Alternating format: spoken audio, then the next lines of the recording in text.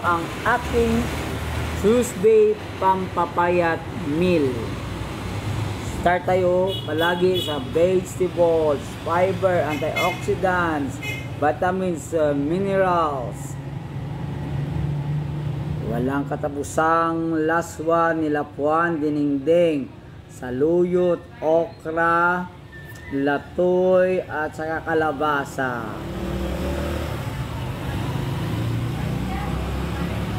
Giniling na karne ng baka with pechay, greens ulit.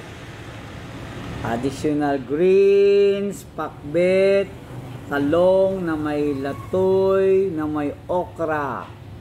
Siyempre kalabasa uli. Proteins with fat. Mayroon na itong fat. Kilawing maskara ng baboy. Paksiw na isda. Adobong atay ng baboy. So protein with fat. 2 million cups of rice. And still pa rin as usual, walang pagbabago. I don't drink water. I hate water. Hindi ako uminom ng tubig after kumain. Yeah, good try. Yeah.